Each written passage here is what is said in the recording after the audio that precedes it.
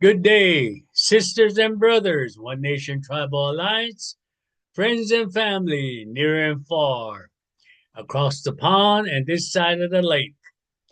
Today, I am here to basically just kind of want to express what I have been asked throughout the week. And today, I guess one of the things that I want to talk about is the prayers that and how the elders taught me about, you know, don't worry about the dark. And I said, well, I had an interesting conversation with one of the healers back, and we talked about prayer. And I said, okay, my prayer always starts out like the way my elders taught me, and that is Kesilukya tewanane honyato ketachu ulo natsita on illa pate ona yamo teta shinakui yela nakwai kena. What does that mean? Well, that's the introduction of the prayer that I say every time I start my prayer. I don't do a repetitive prayer like a lot of people back home do. I mean, they go back into the history of when this thing came about and all this kind of stuff, but I live for the now, this moment. So when I say my prayer, that's exactly how I say it. And this is how I start out. And that is that, meaning that on this day, this time, meaning that the Creator, the Father who is amongst us, meaning our Mother Earth that we are walking upon. Then I say, Yam teta shinakui ho yela na. I say, my spirit comes out to connect with Father, the Creator, and Mother Earth. And I state my reason why I am saying my prayers. So if it's a prayer for normally my prayers are special. Like if I'm doing a healing for a person, I would I would name that person. I would recognize that person as a brother or a sister. I would recognize his spirit as well as his flesh. I would recognize an individual of their struggles. Then I would proclaim my gift to the Mother Earth, my blessings from the Father to this person, and ask that whatever we request will be honored because we want to have a happy, existence of recognizing, understanding who we are, who the Father is, and who Mother Earth is, and understanding our mission and requesting that our mission is you know, being slowed down or being, you know, interrupted because of one illness, sickness, or injury, or whatever that person you are trying to heal or requesting healing for, bring it out. And then, whatever goes on, then I go to my next level of thanking Him for the blessings that we have already received and the blessings that are coming upon us. I thank Creator and Mother Earth because we don't know how we get our blessings. We do know where it comes from, the Creator and Mother Earth. So after that blessings, requests, and everything, thank you for the blessings and everything, then I claim victory. victory that we have conquered this illness, this sickness, whatever we are praying about, we have conquered it, and that the dark will not have any more sickness involved, no word, no thoughts that we want to, keep in our heads or in our body or whatever, in our spirit. So as we pray, as I pray, like my elders say, thank him. Thank him for the victory of defeating the dark. And so a lot of people, when they hear me pray, they say, you don't pray like a, a regular person. I say, I don't do repetitive prayer because it get monotonous. I do a prayer of victory, excitement, because when we raise our vibration, we are high in our vibration to where we want to be able to show it. We don't want to mope and just mumble and pray. No, you want to be not very charismatic, but you want to be excited for the person that got healed, because man, that's an excitement, because when you see that person healed after what they have gone through, and they say, wow, the creator has touched me, or wow, I am healed. That's right, you are healed. Anybody asks you, how are you? If you don't feel too good, don't bring that out. Just say, I am healing. And that way, the positiveness will beat the negative. And that's how my elders used to tell me that. Now, going into the negativeness, you know, as a healer, you are a spiritual leader. When they call upon you to come heal them, they call upon you as a spiritual leader. Now, the other conversations I've been having is that a lot of people are saying, well,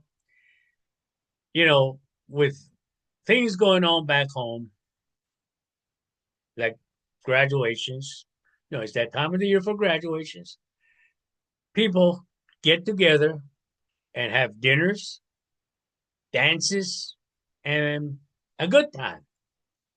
And so I go to, if I get invited, I'm going to go. First of all, because one, they serve good food. And two, I get to socialize with other people. And three, I want to be the light of that party, the life, the light, whatever you want to be, you know. And I've had people tell me, well, being a spiritual leader, they told me I should be humble, sitting in a sitting up front, you know, and not go out there dancing or not going out there doing this. And I said, why? It's a time of celebration. It's a time of celebrate. Celebrate with the people. Celebrate with the family. You bring in that live energy as you are a spiritual leader, and that's what they're going to look at you. And if you bring positive spiritual energy into that place, they're going to enjoy you. They're going to really, really enjoy your presence because, you know, we all say we live for the moment. And if the moment is happy and celebration is going on, live it. Don't be, you know, sour face and trying to act all humble and all. Deep down inside, your rebel spirit wants to come out and enjoy it, but you're holding it back. You're holding it. That's not where you should be. Another thing is that people are telling me that, well, if I go out there and really enjoy myself at the moment and all this, they're gonna look at me and says, well, the other spiritual leaders are gonna look at me and says, wow, look at her. She's supposed to be a spiritual leader. Well, when I was told that, I said, one thing that my elders told me, being a spiritual leader, the first thing you do not do is judge. Because when you judge, the hidden emotions come out. Yes, the hidden emotions come out to where, you know, you're going to start thinking everywhere, everything. How can that person be? Then you start comparing yourself to them. That's not what I was taught. I was taught to live for the moment, enjoy the celebration, you know, enjoy talking to the people, you know, greet them, you know, everything. Thank them. Thank the people that are hosting the party. Thank them for inviting you. You know, bless it. Now you can be a spiritual leader. We every place back home has a spirit bowl. You don't have to make a big scene, but when you eat, you get your little thing and offer to the spirit bowl. Again, live for the moment. You don't have to get out of your spiritual costume to enjoy the moment, but you can do some of the things that are respectable and honorable for that family.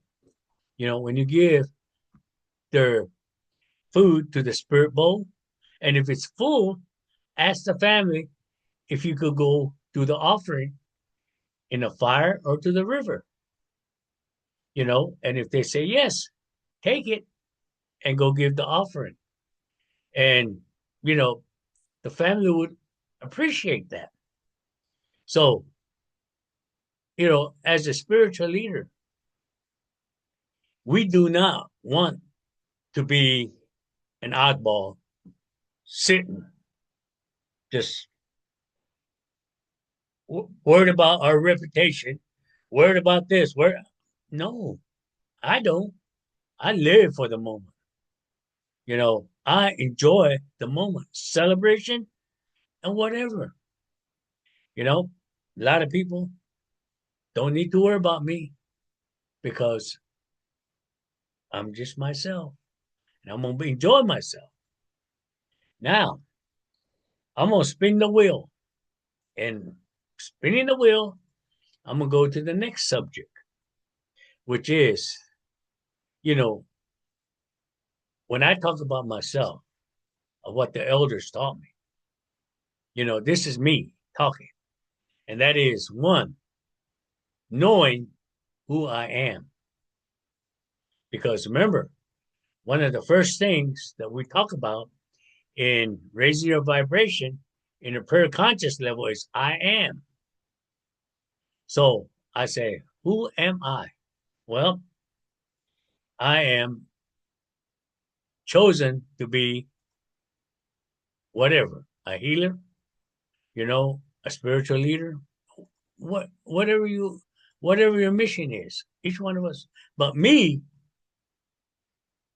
I am a vessel to be a healer. Why am I a vessel? Because I connect with the father and mother. I connect and I do my best to stay connected because scientists have said the miracle tone of healing is 432 hertz. Keep your vibration up above that. The dark is not going to get in you or on you.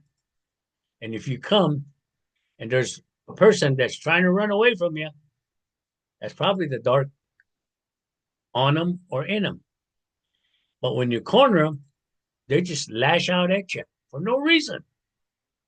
But that's okay. Just give them your blessing and move on. Don't try to challenge it because they're just going to do what they're going to do. And when you just give them your blessing and move on, because the person has a choice. Either get rid of the dark or to stay with it. A lot of people, go through, phases of life. And what I mean by going through phases of life is that the elders will tell you in the beginning and teach you that when you find out who you are, and start awakening, you are going to be challenged in many different ways. I mean, like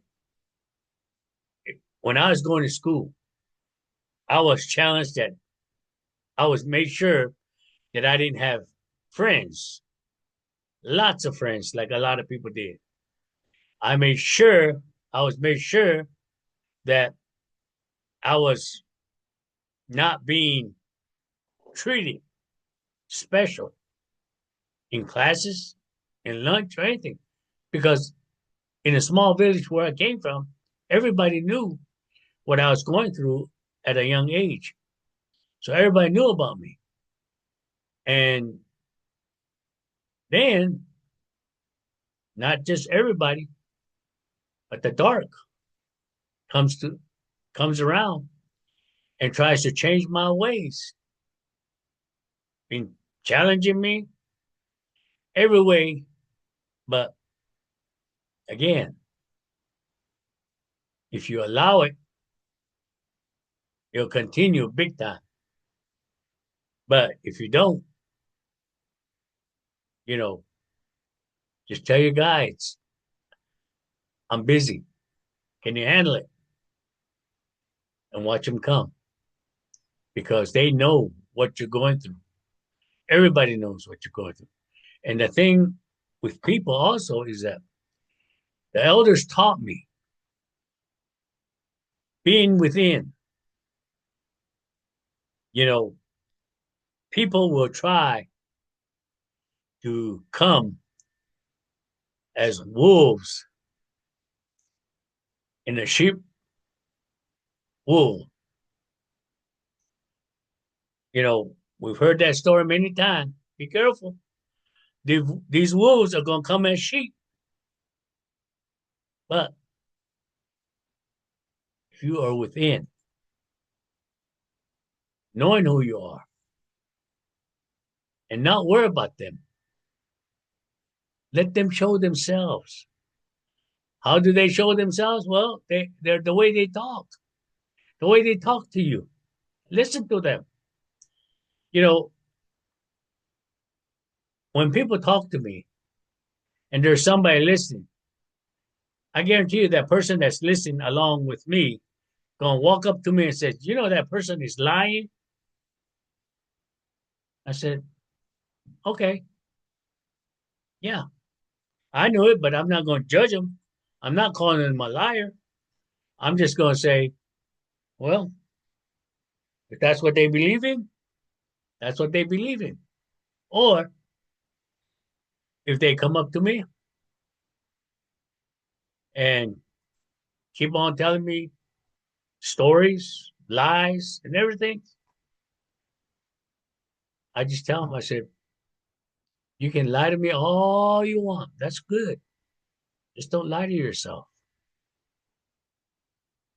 Because me, I know, I know what I'm going through. I'm not going to judge that person for lying out to you, lashing out to you, whatever. I'm not.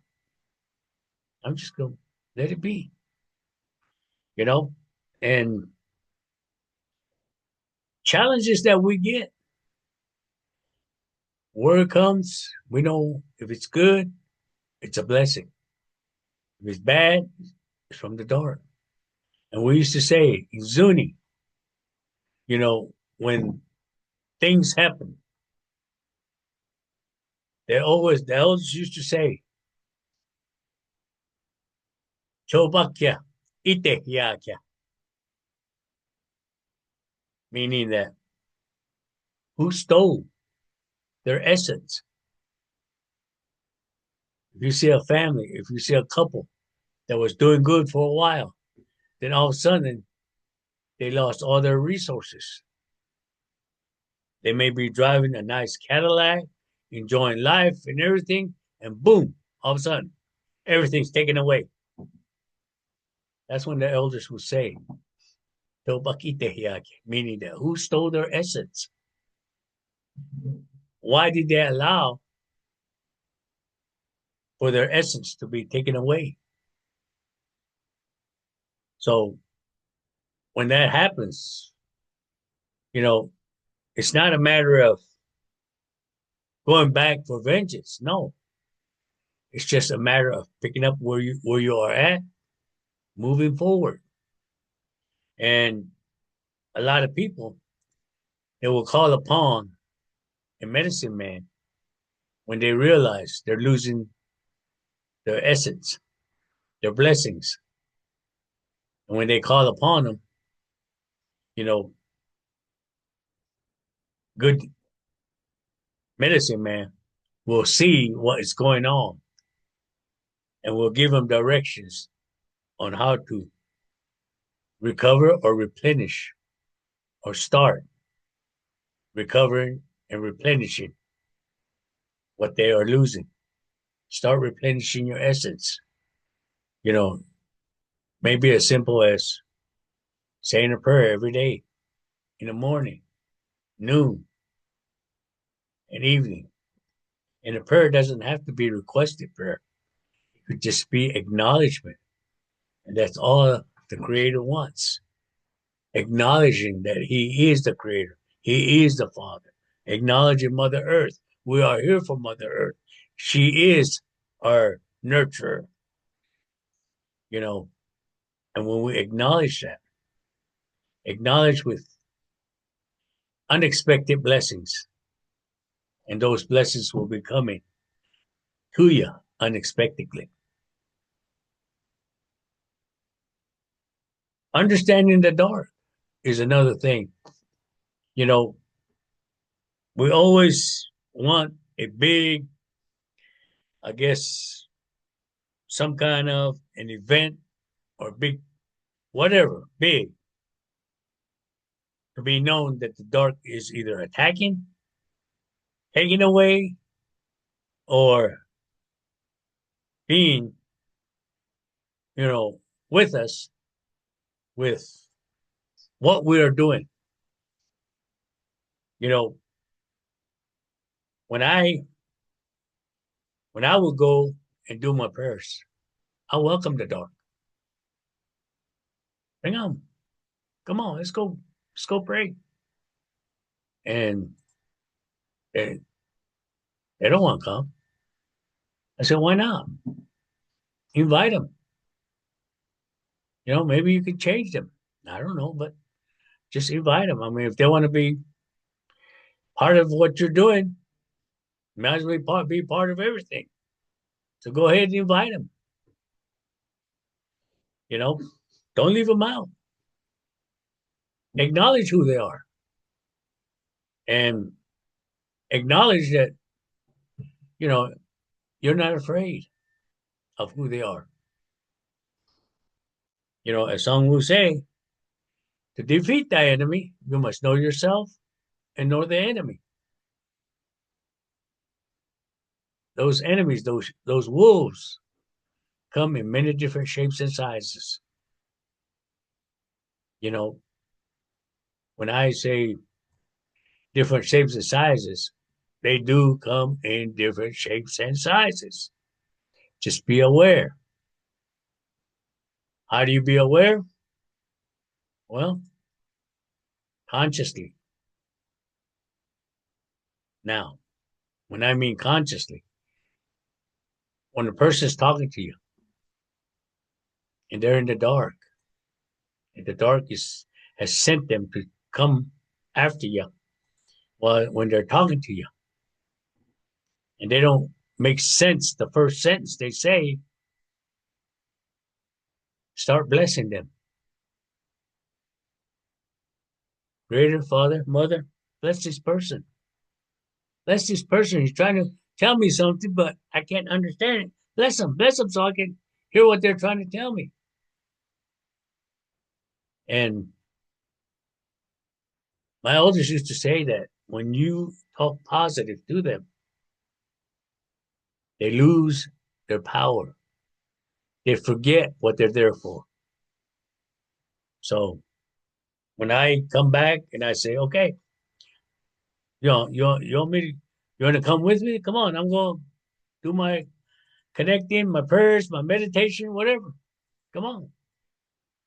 But don't allow them to control you. You can, as a spiritual person, can see, listen, and understand what they are trying to tell you. But if they can't be clear about it, that's your first warning. They're trying to tell you that we need to do this, we need to do that. And if they don't have a plan, I won't do it. But if they have a good plan, listen to the plan. If you understand it, fine. If you don't, ask questions. Always be protected. Always protect yourself. That's what the elders tell me. In the morning, I get up. Attitude, gratitude. Thank you, bed. Thank you. Thank you for a wonderful, restful night. I look around. Thank you, dresser, protecting me. Thank you, lamp, for shining me the light. Thank you. Thank you. Then, I start out. And like everything, when we used to come home, first thing the elders will say is, if it's in the morning, even if it's going from one room to another, they'll say, "Ko tonawan te waki," meaning that the blessings of my presence are upon you. And it may be the sofas, the TV, the plants, whatever, are the only one in the house, but that's who you're talking to. Understand that everything, this wooden table, when he was a tree, had a good spirit.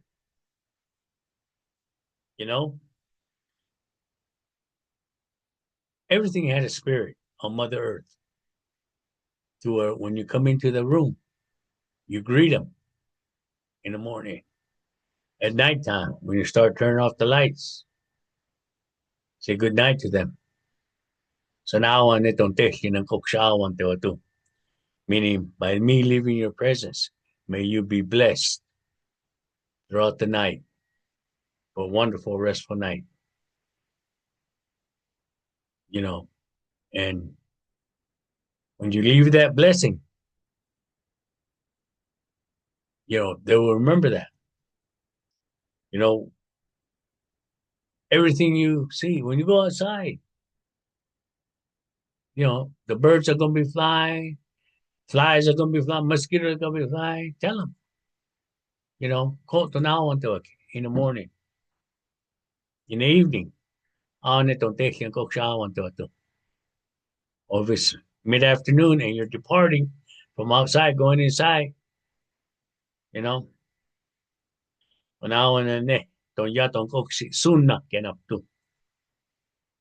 if it's midday, and those things that I'm saying is in the morning, meaning that my spirit is here to bring blessings upon us, not just myself, but us, meaning everything that has a spirit that's around us. When you depart, so now and then meaning that as I depart from you till this evening, may the blessings of the day be upon you. And then if it's in the midday that you're coming in, meaning that may the blessings of the day continue to be upon you as I come in your presence. These things were said in a prayer. You go to the governor's chambers back home. If they know who you are, when they shake your hand, they give you the breath of your life. They give it to you, and then you return it back to them. the breath of life. And this breath of life is because they're trying to communicate with your spirit, not as an individual, but as a spirit. They welcome you. You welcome your spirit as well as they're welcoming you. So, whatever goes on in your life, be rich with blessings. Understand that people look at you as a spiritual leader. You know, live for the moment. Being a spiritual leader, live for the moment. If you're at a celebration, celebrate with the people. You know, don't worry about what others are going to say about you because that's their end, not yours. As they used to say, if they're going to be pointing fingers, they got to realize how many fingers pointing back at them. You point one finger, how many fingers are pointing back? So uh, don't worry about what other people say. I hope you all understand this, and I hope you see that as a leader, yes, we lead in spiritual life by example, but we also understand that we are here on earth to celebrate in time of celebration.